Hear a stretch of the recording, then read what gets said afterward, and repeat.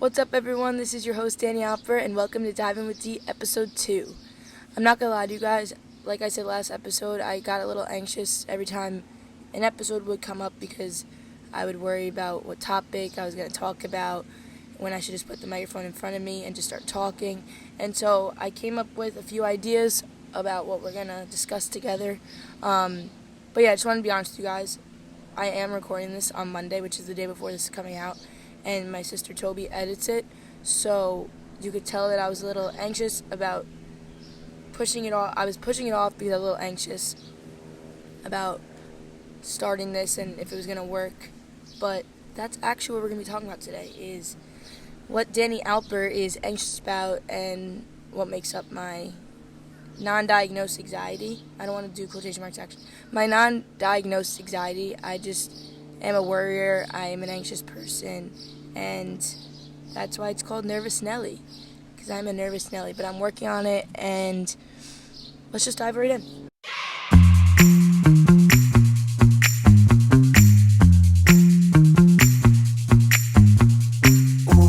So, I've noticed that I would consider myself an anxious person when it was towards the end of COVID, not like now where it's like kind of done, it's not done, but not as strict rules, not in a pandemic. I mean like right when the pandemic ended and like everything was still masked and things were still like closed and stuff, but when like you weren't forced to stay in your house. So it was like right then and there, and my friend asked me if I wanted to have a sleepover, and for some reason I just started crying. And my mom came in the room and was like, "What's wrong?" And she's like, do you not want to go? Like I told her, I was like, my friends asked me to sleep over, and like, I just don't know if I want to. And like, you would think that I want to because I haven't hung out with my friends like this close apart in so long, and who doesn't love a sleepover? I mean, I used to actually not like sleepovers. Again, homebody. I just wasn't really my thing. I like to sleep in my own bed and at my own house. But anyways, so I just started crying. I was like, I don't know why I'm crying.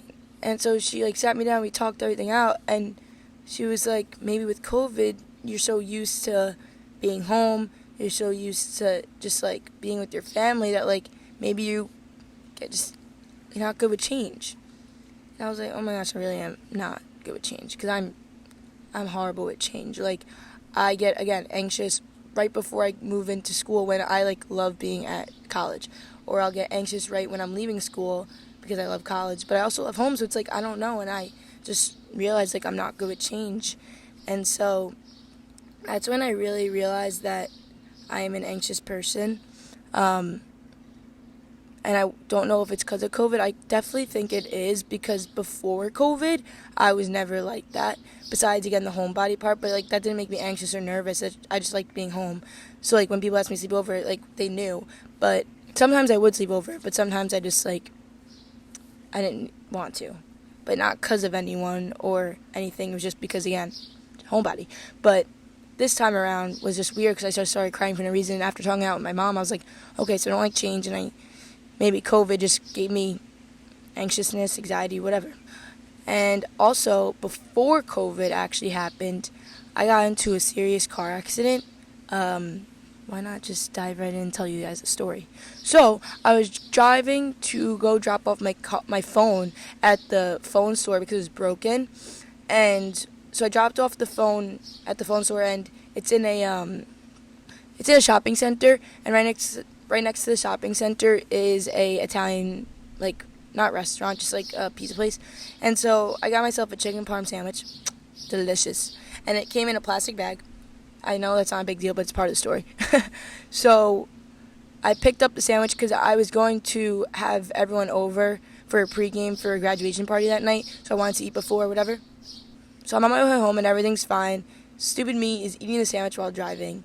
And I put the plastic bag that it came in the passenger seat, and the window's down because it's a nice summer day, and I'm turning onto the street before you turn into my neighborhood, so I'm very close to home, and I'm driving home whenever, and the plastic bag, the wind pushes it, the wind from from the open window, pushes the plastic bag to where my feet are, where I'm driving. So it's very dangerous because the plastic bag gets stuck. Like, it was just, okay, I had to get the bag. So in the moment, while I'm driving, I didn't even think. And instead of keeping my eye on the road and picking up the plastic bag or pulling over, which would be a smart choice, I took my eyes off the road for a second to grab the plastic bag. And when I looked down, the second I looked up, I'm like half off the road. It's a road, and then next to it is trees and grass, whatever. So when I picked my head up, the cars, I guess when I was going to pick up the bag, the hand that was on the steering wheel was just like not straight or whatever. It was like turning. I didn't even realize because I was trying to pick it up. My body was moving.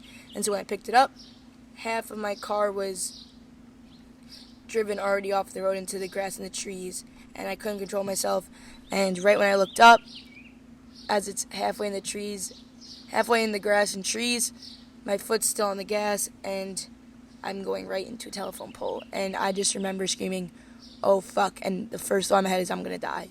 It's like a thick, like, you guys know what a telephone pole is. Like, if you want to look it up, look up the size, but a thick, big telephone pole. And I drive right into it, and I'm turning my steering wheel to stop everything, I'm outside if you guys are watching on YouTube, and a bee just attacked me. So that's why I like flinch.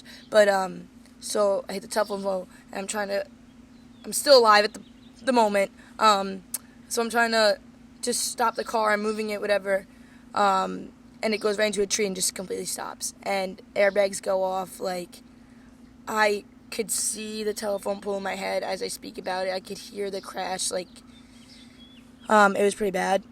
And the airbags go off, so I had to climb out, open the driver's seat door, and climb out under the airbag and just run out to the middle of the road, and not a single car was there. The telephone pole, I knocked it down. It was bad. I didn't even know I was gushing blood on my neck, because apparently it's from the seatbelt. We'll get into that, though. So no one's there. I have no phone, because remember, my phone was at the phone store, and I was going to go home until it was ready and have Toby either drive me, or I was just going to drive back.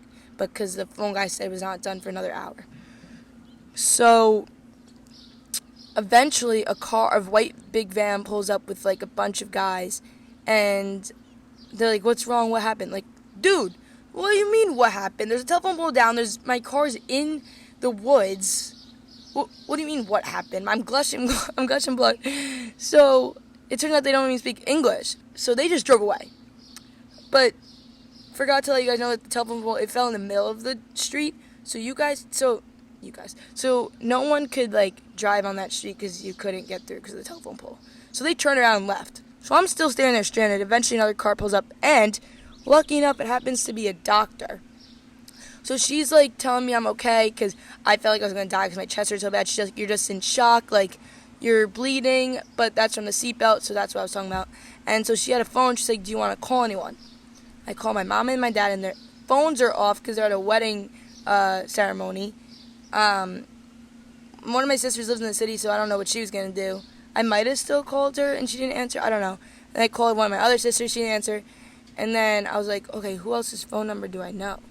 So I funny story, though. I called my house phone because Toby was there. She picked up but didn't answer because she had a weird feeling, but like didn't know who it was because it was a random number.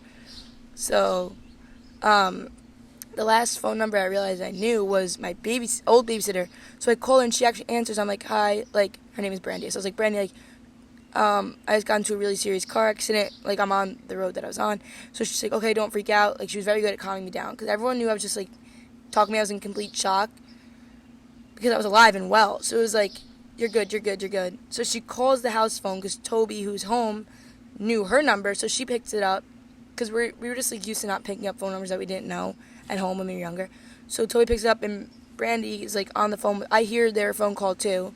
I don't know how. How did I hear that? I don't know. So, did you put us in a 3-way call? Is that possible? So she calls Toby and was like, "Hey Toby, like, don't freak out, but like, Danny got into a car accident. You need to go to where it was." So she comes right away, and she's running over, and she could tell I'm fine too. I'm just, again, like, in static. I'm in shock. So eventually the ambulance come. Me and Toby go in the ambulance. We go straight to the hospital. They put like oxygen in my nose because I was in such shock that it was hard for me to breathe. I felt like I was going to die. Eventually we get a hold of my parents. They meet us at the hospital. And nothing was wrong. I just had a cut on my neck from the seatbelt, and it was bleeding, but that stopped bleeding. I did hurt like my neck, so I had to go to PT for a little bit, but I ended up being okay. Thank gosh, because the doctor told me, I don't know how you survived that, like, you should have been dead. Thanks, doc, but I did not die, so thank gosh. So the point of that was to tell you guys that I am a very anxious driver. Ever since that accident, I got into like 2 not serious car accidents. Like someone just like skidded my car, and another one I accidentally skidded someone else's car through like it was like the guy was speeding, but I didn't see the stop sign thing. And the one before that was the guy was merging into my lane. So technically I've gotten into 3 accidents, but the biggest one was the one I just told you guys. And so since then, I've been anxious about driving here and there. Like there will be some days that I want to drive. There's some days that I get scared to go on the road. I tell myself if I'm driving to this far of a destination that I'm going to get into a car accident, or I have a feeling I am. I go to Cortland, and SUNY Binghamton is right near there, and I was going to visit my friend, and I literally didn't go in the car. I was supposed to leave like an hour before I actually left, so I was just sitting in my room so anxious about driving, so I was just nervous. So what I learned is from Emma Chamberlain's podcast, she had like these 4 quotes about an anxiety episode that she talked about, and the 4 of them are, there's nothing you cannot get through. The second one is, most of the things that we worry about never come to pass. The third one is, I'm one person in a world of billions of people. And the fourth one is, scientists don't really know how human consciousness works. And I told you guys those 4 quotes because I would always read those whenever I felt anxious, because the second one said, most of the things we worry about never come to pass. And I've seen so many TikToks, and I look things up about anxiety and whatever. And you can't worry about what could happen and what already happened. You can only think about what's happening right now. And like, I can't worry about going into the car and driving far away, driving a long distance, thinking I'm going to get into a car accident, because you don't know what's going to happen. So I'll read those quotes. I know it sounds silly, but sometimes I read those quotes before I'm going to go for a ride, because it's like I have to calm myself down. And we'll get into like other things I do when I'm anxious about something that would helps. But for anyone that's like been in a car accident or like is nervous to drive, because I know a lot of people don't like driving and it is very dangerous. Just tell yourself you're gonna be okay. And I've also like, when I used to drive, I'd get sick of music and just turn it off, and I'd just be in my head so much. I now like put on a podcast when I drive, and it helps so much because it distracts me, not from driving, but my thoughts. So I'm focused on the road, but I'm also just like listening to someone speak, because I won't get as worried if I'm driving far if there's someone in the passenger seat. I'm crazy, guys. I don't know. My mind is crazy. Another thing that I realized, TikTok itself gives me anxiety. It makes me anxious. Again, which Emma Chamberlain. This is like her podcast is the only one that I used to listen to. So like I relate a lot of things to her because she's awesome. She talks about how TikTok like was mentally not good for her and it's so true, and I realize it. When you scroll through so much on TikTok, you're watching so many things at once that it just like your head just wants to blow up. And I've realized like when I'm on TikTok for so long, like that's where I feel like anxious and anxiety because like she said, it's like you're putting so many things in your head at once. And also like if I see, this was also about the car accident, like if on TikTok, if I see someone just got into a car accident, like obviously that's gonna make me scared to drive. Like, so sometimes I take a break from TikTok because I realize like it's not good for me. Like sometimes I take social media cleanses for like I'm honestly, like, I don't even last a week. But TikTok, I do last a while because it really does mess with me. But then it's also like I'm so bored, and TikTok's the one thing that I know that will get me at my boredom if I'm just sitting home doing nothing. So like the whole point of this podcast really is because I was so anxious about like going into it, wondering what I'm going to talk about and like if this is going to work, like if I'm going to have to stop it at 15 minutes because I don't like it, or if I just stop at 15 minutes because like I have nothing else to talk about. So that's why I wanted to make a whole podcast today about things I'm nervous and anxious about, because it was like, oh, I could talk about that for a while. And hopefully I can help some of you guys. So after COVID, we're back at school. So it's sophomore year in college, and I used to smoke weed. Now, I wasn't like a stoner like all day every day, but like with my friends sometimes here and there. And this is about a time that I greened out really bad, which completely spiked up my anxiety. This is probably the climax of my anxiety, and that's where it hit the worst. And this only happened a year ago. It happened second semester sophomore year, so basically like a year ago. So not crazy long ago. So that's why I don't want to diagnose myself with anxiety or like PTSD or any of that stuff yet, because I don't see a therapist yet, but I'm going to, because I just want to like talk to someone about stuff, because a therapist is awesome. You could literally just go to them for anything, and they're certified psychologist, certified therapist, whatever, so they know what they're talking about and they could help. But I'll tell you guys a story, but like where I greened out, like if I stepped foot in there, the next day that I stepped foot in there, like I was not PTSD, but like I would literally feel like, oh my gosh, it's gonna happen to me again. Like I get in my head, anxiety, anxiousness, exactly what I'm talking about. See, guys? So I went to my friend's apartment. Me and some of my friends hung out, and someone packed the bong, and so I took a rip. And it wasn't a big rip. It was like a small, tiny one because I didn't want to smoke, but I was just like, okay, I'll just do one hit. And so I take the rip of the bong, and I feel fine, whatever. And then, all of a sudden, I remember hearing my friends talk to me, but seeing in their body somewhere else. Like, my friend would talk to me like, are you okay? But her voice would be like, I would hear her voice, but looking at her, her body was like somewhere else. It was like outside of her body. So I saw her talking to me, like, I saw her body talking to me where she was actually standing, and then I saw another one of her outside of her body. So I'm bugging out. I felt like I wasn't in real life, so I'm sprinting around the counter in their apartment saying, I'm not here, I'm not here, I'm not here. They're like, Danny, calm down, Danny, calm down. Here, come sit on the couch. So I go sit on the couch, they give me a cup of water, try to take the cup falls out of my hand. I could not, like, use my hand. I am freaking out. I'm like, this isn't going to end. Like, when is this going to stop? I'm texting my girlfriend saying, I'm not here, I'm not in real life. Like, what the heck? I wish I could show you guys my text, but I don't even think I have them anymore, of me texting her, like, I'm not here. She's like, what do you mean? I'm like, I'm just not in real life. And then eventually, like, when the greening out passed, I texted her, I'm back. Like, what the actual heck? Anyways, so they give me a cup of water, it falls out of my hand. They're like, what show could calm you down? I'm like, Outer Banks. I don't know what I was even saying. And apparently I was like saying, I feel like I'm in the Outer Banks, or I don't even know. Just this random stuff. All I remember though was like feeling like I was not there. It was very uncomfortable, very scary.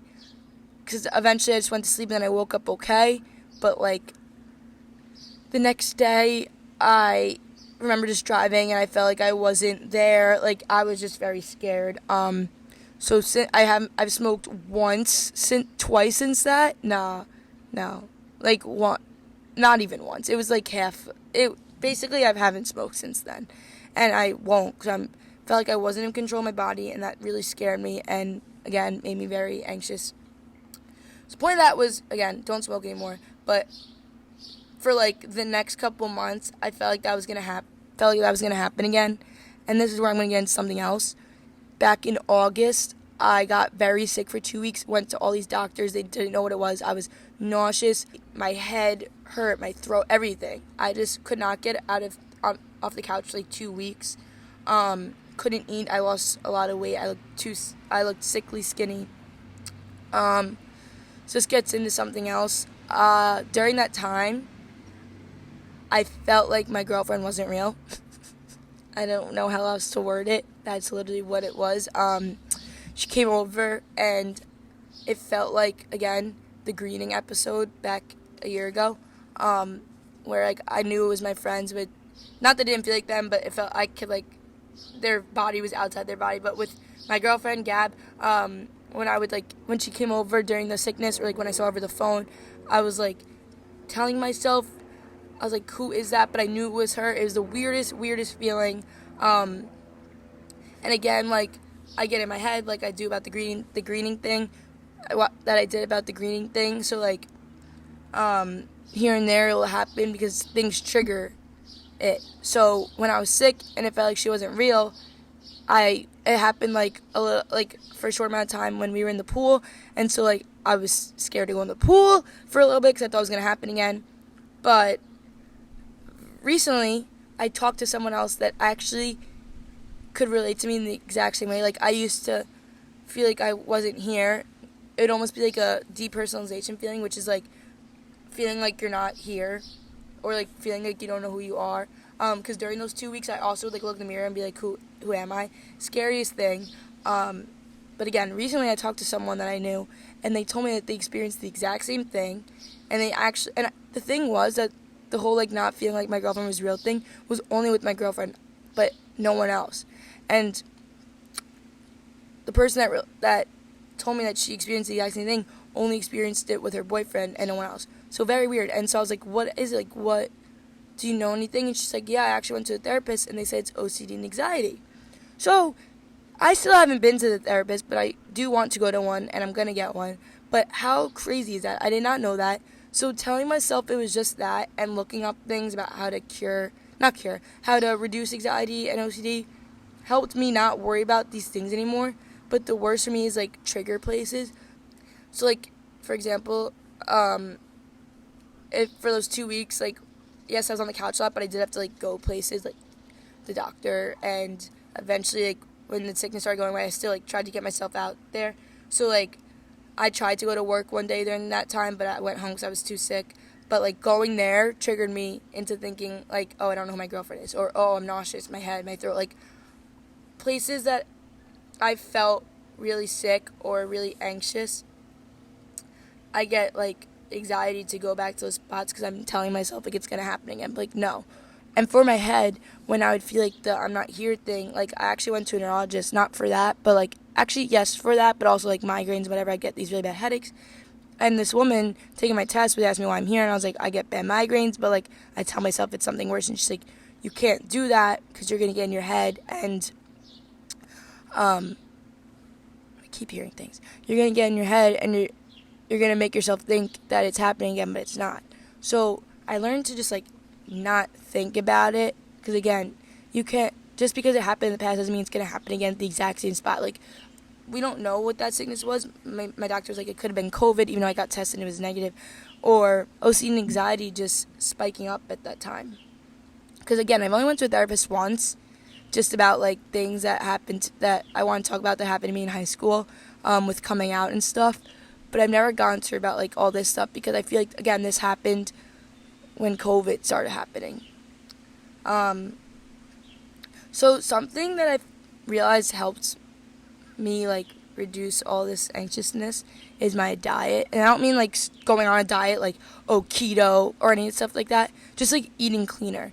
For my diet, what I follow with eating is a calorie deficit and my protein intake. I'm a big health freak, like gym. I go 6 days a week. I do a push-pull leg routine. If you don't know what that is, I will probably have a podcast soon about working out. DM me if you want to know more about that. But again, I've looked up things, and it said if you eat, it's just common sense. If you drink a lot of water and you eat clean, it could help with your every health, mentally, socially, physically.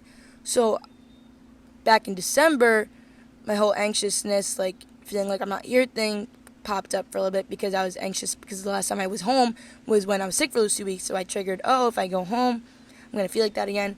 So I remember I was having a really bad diet during school. I wouldn't eat that well.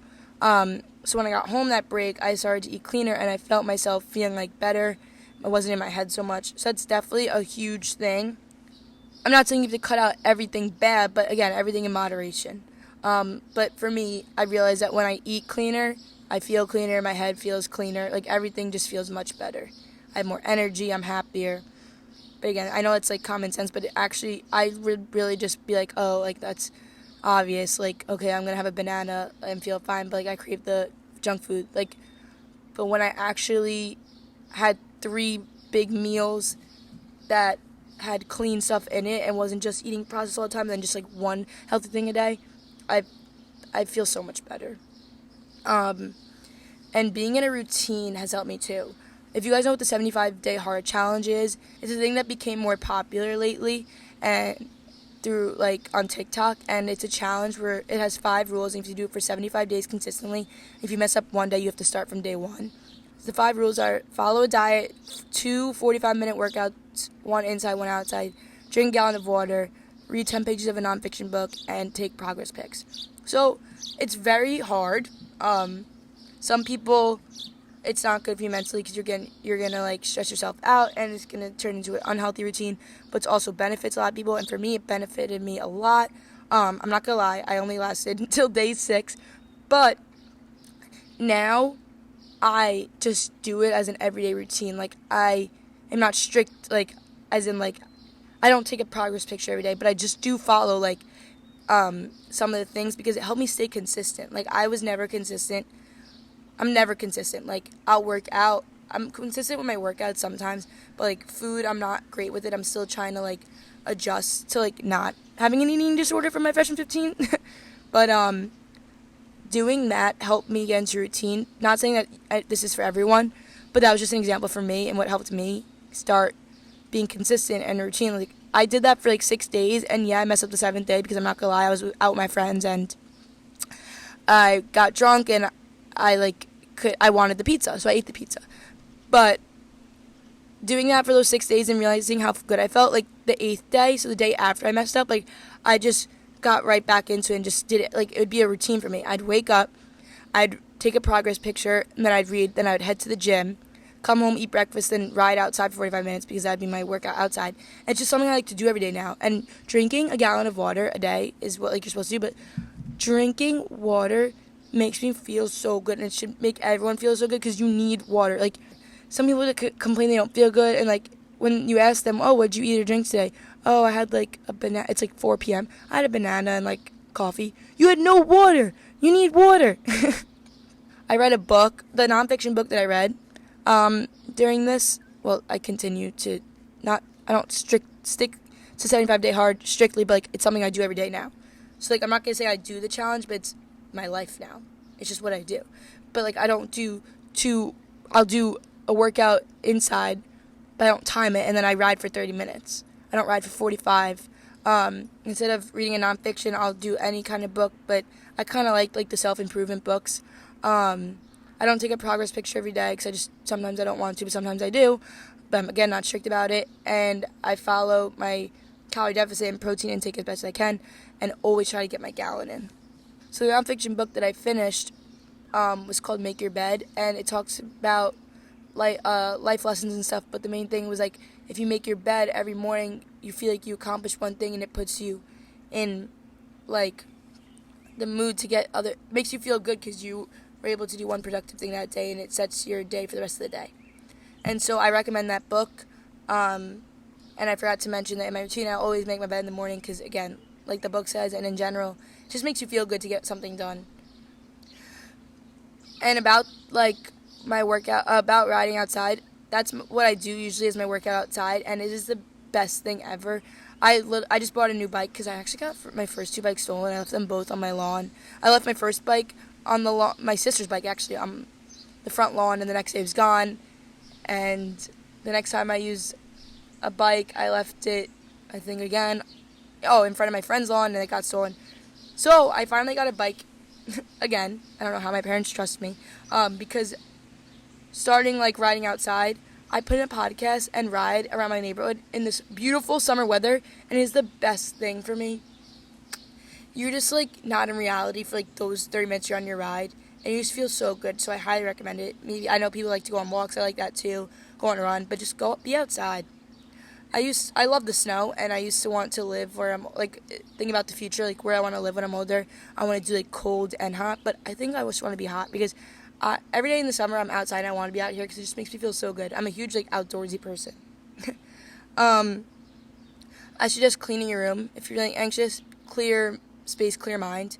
I'm not even kidding. At school, I wouldn't even want to be in my room when it was a mess, and when I would get into like the zone of like if I would get in the mood to clean, I actually like, am in the zone and I get it all done. Like I feel so good in that room and I feel like I accomplished something again.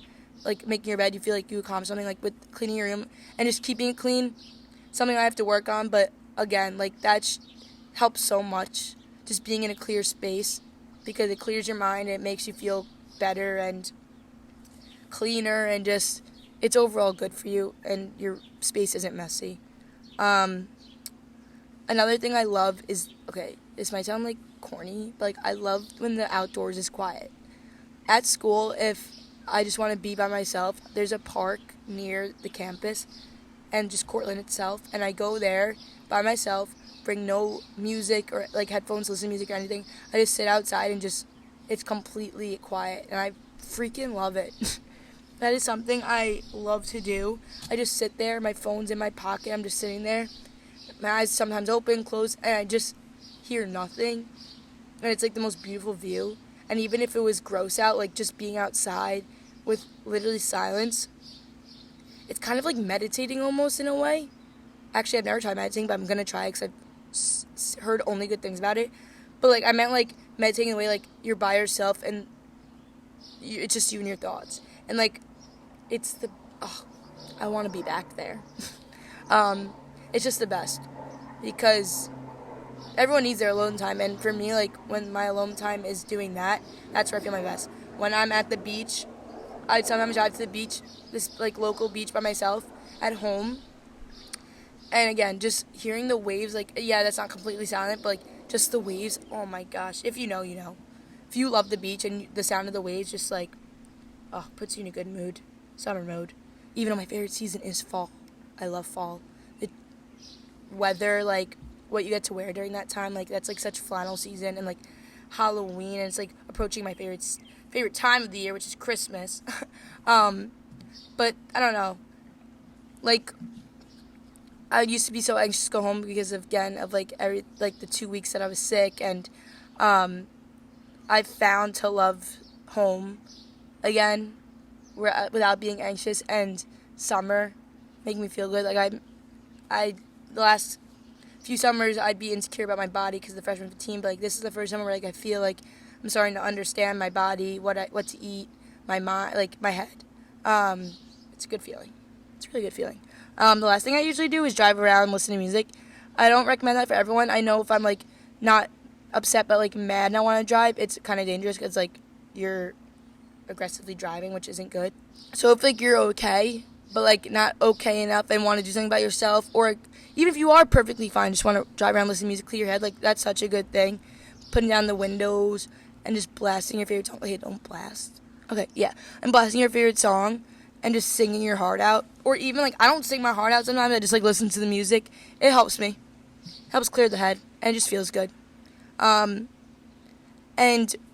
when that 2-week sickness happened, I also thought, I didn't know if it was like something I'd put in my body, because like whenever I would eat, like I wouldn't be able to finish because I was just so nauseous and didn't feel good.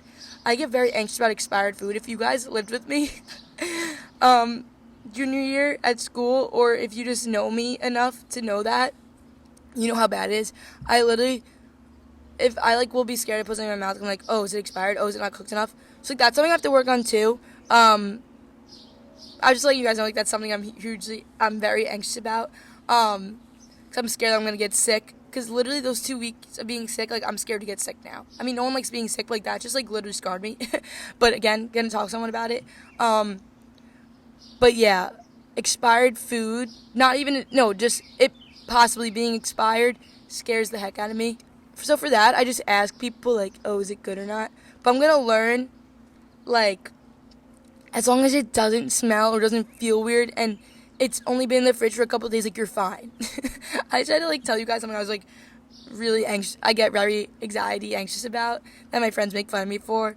I had to throw it in there because it's so sad, but it's so funny. Like, it's so sad how much it, like, bugs me out, but it's so funny because my friends literally make fun of me about it. Everyone makes fun, my family, my girlfriend, my friends literally make fun of me about it because it's, like, that's what I'm known for. It's, like, if I just cook chicken, one of my housemates, I would make her come, I'd make Emma come to the kitchen and cut open every chicken and make sure there wasn't pink in it. I did learn how, after wanting to eat healthy, I did learn how to, like, cook, and so, like, that's also why I get scared, because, like, I don't want to cook, like, a meat and it be freaking pink. Off that. So that's really a rundown of everything I get anxious about, and something I want to mention as my last thing is my mom, whenever I tell her I've got these anxious feelings or anxiety or whatever, she was like, Daniel, you've been through a lot that, like, you don't even realize. And one main thing was me coming out. I am lesbian, for everyone who doesn't know already. I came out to the whole world December break of my freshman year of college, but I did tell people before that. I think I fully came out to my first person in my junior year of high school. So anyone that comes out, anyone that is in the LGBTQ community, or even someone that's straight or not, it's hard, or someone that's just confused. There's a huge bug. Confused about their sexuality or anything like along those terms. It's a huge thing in your life, and it really, luckily, I have parents that are supportive. I have friends and family that are supportive. But it's a huge turning point in your life, and it really messes with a lot of people. So that was a huge thing that I went through. So the point of this is to tell anyone that is, in the closet or not, or out of the closet, straight, gay, bi, anything, you're not alone. At the end of this video, I'll leave a few phone numbers that are, like, help centers or, like, suicide hotline, anything to help people. But the point of me telling you guys this was to tell you, like, it's a huge thing in anyone's life. Like, if you're figuring yourself out, or for me, it was being in the closet. That was, a lot of people didn't know, because, again, you're in the closet. So that's something that, like, my mom was saying, how she's like, you go through a lot, it really messes with your head. Like, that's something I'd never realized was, like, a trigger to what could give me anxiousness and anxiety. Because I was in a dark place at a time in my life where, like, I just felt lost, because this was, like, no one knew still, and I just didn't know how to go about it, because it's scary. And I would tell myself, oh, I'm straight. I even went to a therapist, the one that I told you guys I went to once. She tried to convince me that I might be gay, and I cried and left because I couldn't agree with it. But now here I am 4 years later, gay and completely open about it, and I just want to, like, help people that aren't out or scared or anything. So there's a few questions that people asked about coming out, and it's on my phone and I'm looking for it, and so I just want to answer it so I can hopefully help people. And yeah, so here we go. The first one is, should I come out? I believe for myself that coming out was the best thing to ever happen, because it was a huge weight off my shoulders, and it's just who I am. Like, if I never came out, I would not be who I am. I would not be happy. I would not be able to experience so many things that I did. I wouldn't have my amazing girlfriend. I wouldn't be able to do this right now and help other people. So I suggest coming out. If you're not ready, don't. But for me, if I kept it in forever, that would not be good. It definitely, again, gets in your head. You're not seeing the world how you want to live in it. You want to live in the world, not in the closet. So I suggest doing it, but I suggest doing it when you're ready. And if you want to come out to me first, again, my DMs are totally private. I would never tell anyone if you DM'd me that you are a different sexuality than everyone thinks, I'm here for you. I really am here for you, and I hope you could DM me and tell people also that they could DM me and I could help you. And again, completely private. I would never tell anyone, and I'd only be there to help you because I've been in your shoes. Another person wrote, how should I come out? So, for me, I came out very different than most people. I actually came out on Instagram. I did come out to one of my friends over text, came out to my sister in person, some of my friends in person. But a big thing that I went through in life was senior year of high school or senior year. I told some friends of mine that I was out, and they actually I told them not to tell anyone, because it was still like a secret to like the whole world. And they ended up actually telling a lot of people, and it spread around my high school. That was a huge dark place in my life, dark place at the time. So if you want to, that's not me saying that's not me coming out. That's mean people telling other people. So that's how more people found out.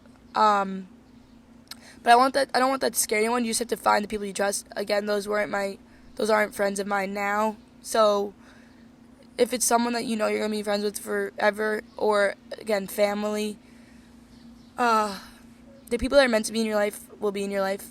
People come and go, but the ones that support you and are, again, meant to be in your life, that you trust, tell them. Tell them, because they're going to love you even more. My sister was actually upset because I didn't tell her sooner. I was just scared high schooler in the closet. But how I came out eventually was I wanted to get myself out there. I wanted to meet some people that were my same sexuality as me, and so I came out on Instagram and I posted a picture, I cropped my face and put it on top of a T-shirt that had like the bisexual flag on it.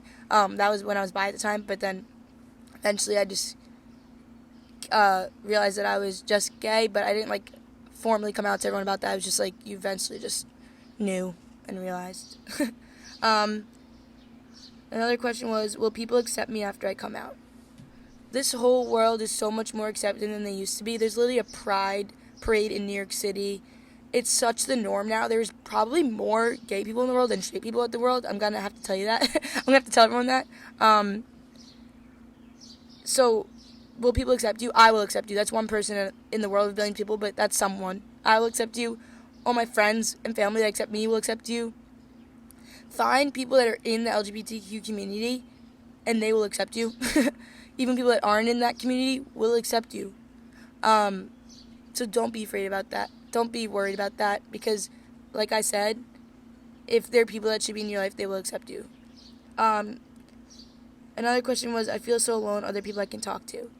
Yes, like I said, I will leave some numbers at the end of the video that you guys can reach out to, along with my Instagram DMs, and yeah. And the last question is will I lose my non-LGBTQ friends, and where will I find LGBTQ friends? If you lose non-LGBTQ friends, that is such a tongue twister, LGBTQ. If you lose non-LGBTQ friends, then they weren't your friends. That's straight up. That's it. And where will I find LGBTQ friends? Along with the phone numbers that I'll leave at the end of like hotlines and stuff that can help people, I will leave a link where you can find LGBTQ friends as well. So that's it, everyone. I hope you guys enjoyed my second episode. I'm a huge fan of you guys. I hope you guys are a huge fan of me. And that's all for today. Peace. Hey, everyone. As I'm editing, I forgot to mention, for those of you who are on Spotify listening, the numbers to the hotline and the link as to what I was talking about in this episode are in the description.